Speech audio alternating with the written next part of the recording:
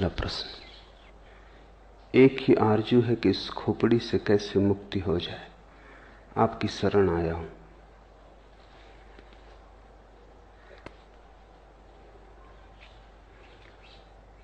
खोपड़ी से मुक्त होने का ख्याल भी खोपड़ी का ही है।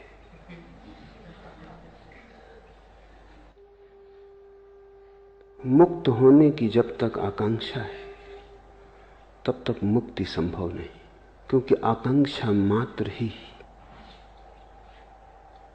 आकांक्षा की अभीप्सा मन का ही जाल और खेल है। मन संसार ही नहीं बनाता, मन मोक्ष भी बनाता है।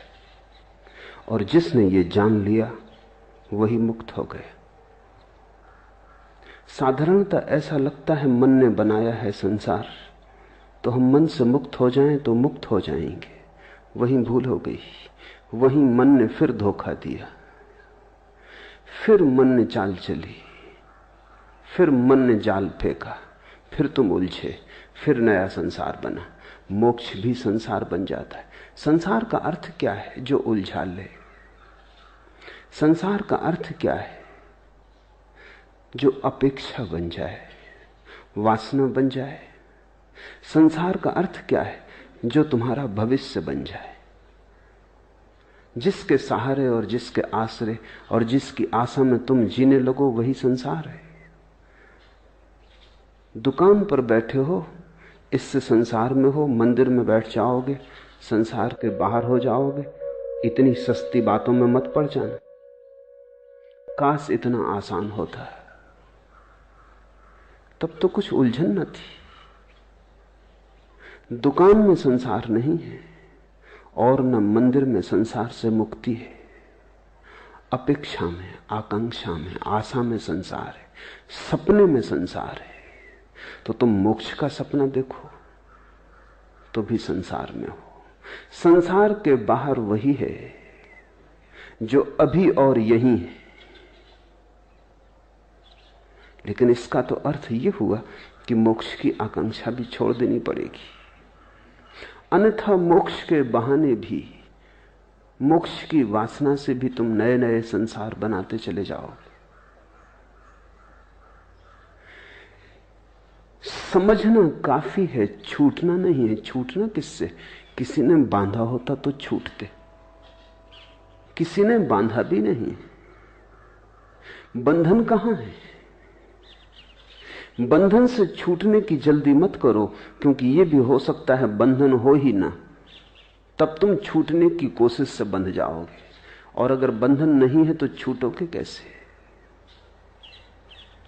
बंधन से छूटने की कोशिश मत करो, बंधन को जानने की कोशिश करो कि बंधन कहां है।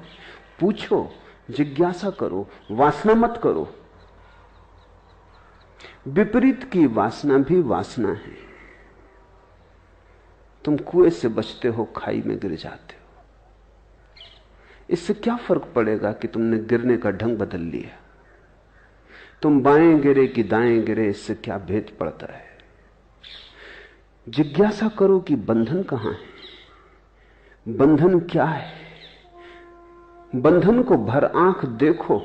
इसी को बुद्ध ध्यान कहते हैं, अप्रमाद कहते हैं कि बंधन को भरी आंख से देखो। तुम्हारे देखने देखने में तुम पाओगे बंधन पिघला, बंधन गया। क्योंकि बंधन तुम्हारी मूर्छा है। अगर तुम जाग के देखोगे कैसे टिकेगा? बंधन वस्तुतः होता तो मुक्ति का कोई उपाय न था। बंधन केवल ख्याल है, बात में से बात निकल आई है, कहीं कुछ है नहीं। एक युवक भिक्षु नागार्जुन के पास आया और उसने कहा कि मुझे मुक्त होना है। और उसने कहा कि जीवन लगा देने की मेरी तैयारी है, मैं मरने को तैयार हूं, लेकिन मुक्ति मुझे चाहिए। कोई भी कीमत हो चुकाने को राजी हूं। अपनी तरफ से तो वो बड़ी समझदारी की बातें कह रहा था। चिन्मय ने भी यही पूछा है आगे प्रश्न में। सरफरोशी की तमन्ना अब हमारे दिल में है, देखना है जोर कितना बाजुए कातिल में है। उसने भी यही कहा होगा। नागार्जुन को कि मरने की तैयारी है, अब तुम्हारे हाथ में सब बात है।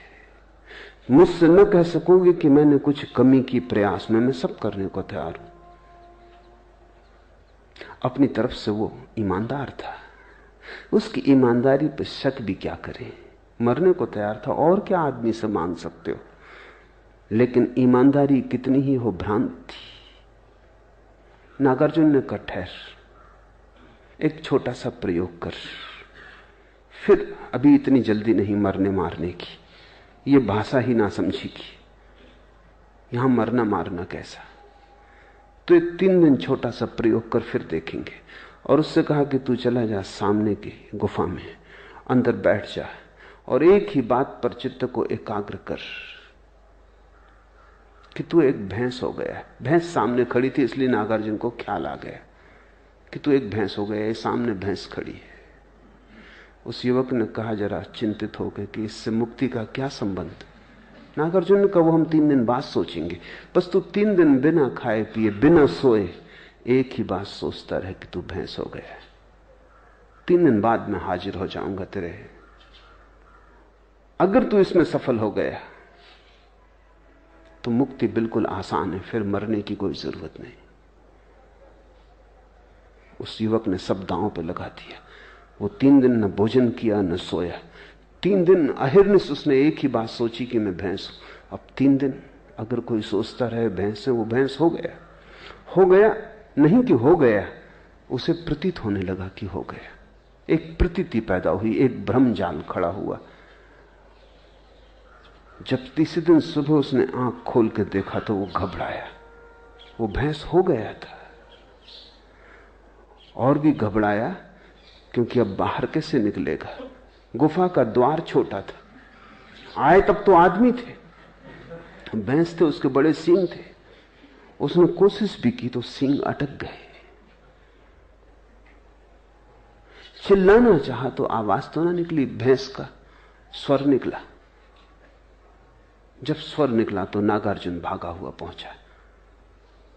देखा युवक है, कहीं कोई सींग नहीं, मगर सींग अटक रहे। कहीं कोई सींग नहीं है, वो आदमी जैसा आया था वैसे ही है। लेकिन 3 दिन का आत्मसम्मोहन, 3 दिन का सतत सुझाव, 3 बार भी सुझाव तो परिणाम हो जाते हैं। 3 दिन में तो करोड़ों बार उसने सुझाव दिए होंगे। फिर बिना खाए बिना सोए। जब तुम 3 दिन तक नहीं सोते तो तुम्हारी सपना देखने की शक्ति इकट्ठी हो जाती। 3 दिन तक सपना नहीं देखा, जैसे भूख इकट्ठी होती है 3 दिन तक खाना ना खाने से, ऐसा 3 दिन तक सपना ना देखने से सपना देखने की शक्ति इकट्ठी हो जाती। 3 दिन की सपना देखने की शक्ति, 3 दिन की भूख। भूख में भी जितना शरीर कमजोर हो जाता उतना मन मजबूत हो जाता है। भूख से शरीर तो कमजोर होता है, मन मजबूत होता है। इसलिए तो बहुत से धर्म उपवास करने लगे और बहुत से धर्मों ने रात्रि जागरण किया। अगर रात भर जागते रहो तो परमात्मा जल्दी दिखाई पड़ता है, सपना इकट्ठा हो जाता है। अभी इस पर तो वैज्ञानिक शोध भी हुई है और वैज्ञानिक भी इस बात पर राजी हो गए हैं कि अगर तुम बहुत दिन तक सपना न देखो तो हेलुसिनेशंस पैदा होने लगते, फिर तुम जागते में सपना देखने लगोगे, आंख खुली रहेगी और सपना देखोगे। सपना एक जरूरत है, सपना तुम्हारे मन का निकास है, रेचन है। 3 दिन तक जागता रहा, सपने की शक्ति इकट्ठी हो गई। 3 दिन भूखा रहा, शरीर कमजोर हो गया। ये तुमने कभी ख्याल किया, बुखार में जब शरीर कमजोर हो जाए तो तुम ऐसी कल्पनाएं देखने लगते हो जो तुम स्वस्थ हालत में कभी ना देखोगे। खाट उड़ी जा रही, तुम जानते हो कि कहीं उड़ी नहीं जा रही, अपनी खाट पे लेटे हो, मगर शक होने लगता है क्या गया है तुम्हें। शरीर कमजोर है। जब शरीर स्वस्थ होता है तो मन पर नियंत्रण रखता है, जब शरीर कमजोर हो जाता है तो मन बिल्कुल मुक्त हो जाता है। और मन तो सपना देखने की शक्ति का ही नाम है। बीमारी में लोगों को भूत प्रेत दिखाई पड़ने लगते हैं, स्त्रियों को ज्यादा दिखाई पड़ते हैं पुरुषों की बजाय, बच्चों को ज्यादा दिखाई पड़ते हैं प्रौढ़ों की बजाय। जहां जहां मन कोमल है और शरीर से ज्यादा मजबूत है, वहीं वहीं सपना आसान हो जाता है। 3 दिन का उपवास, 3 दिन की अनिद्रा, और फिर 3 दिन सतत एक ही मंत्र। यही तो मंत्र योग है। तुम बैठे अगर राम राम राम राम कहते रहो कई दिनों तक, पागल हो ही जाओगे। एक सीमा है झेलने की। वो 3 दिन तक कहता रहा मैं भैंस हूं, मैं भैंस हूं, मैं भैंस हूं। हो गया, मंत्र शक्ति काम कर गई। लोग मुझसे पूछते मंत्र शक्ति, उनको मैं ये कहानी कह देता हूं, ये मंत्र शक्ति है।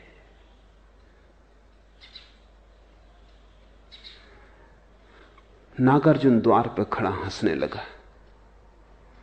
वो युवक बहुत शर्मिंदा भी हुआ और उसने कहा लेकिन आप हंसे, ये बात जस्ती नहीं।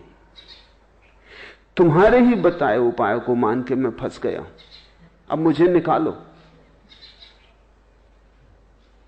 सींग बड़े, द्वार से निकलते नहीं बनता,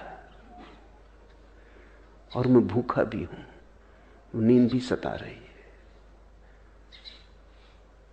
नागार्जुन उसके पास गया, उसे जोर से हिलाया तो थोड़ा वो तंद्रा से जागा तो उसने देखा सींग भी नदारत है, भैंस भी कहीं नहीं। वो भी हंसने लगा। नागार्जुन ने कहा बस यही मुक्ति का सूत्र है। संसार तेरा बनाया हुआ है, कल्पित है। संसार को छोड़ना नहीं है, जाग के देखना है। इसलिए जिन्होंने तुमसे कहा कि संसार छोड़ो, उन्होंने तुम्हें मोक्ष में उलझा दिया। मैं तुम्हें संसार छोड़ने को इसलिए नहीं कह रहा हूं। छोड़ने की बात ही भ्रांत है। जो है ही नहीं उसे छोड़ोगे कैसे? छोड़ोगे तो भूल में पड़ोगे। जो नहीं है उसे देख लेना, जान लेना कि वो नहीं है, मुक्त हो जाना है। इसलिए बुद्ध ने कहा असत्य को असत्य की तरह देख लेना मोक्ष है,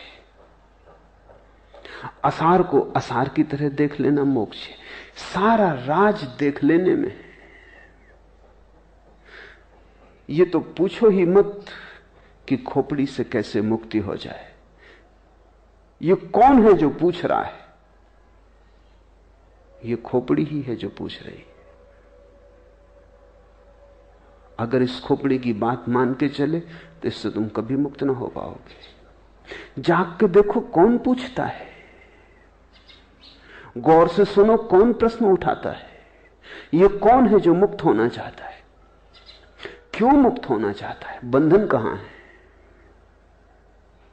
और जिसने भी जाग के देखा वो हंसने लगा, क्योंकि बंधन उसने कभी पाए नहीं।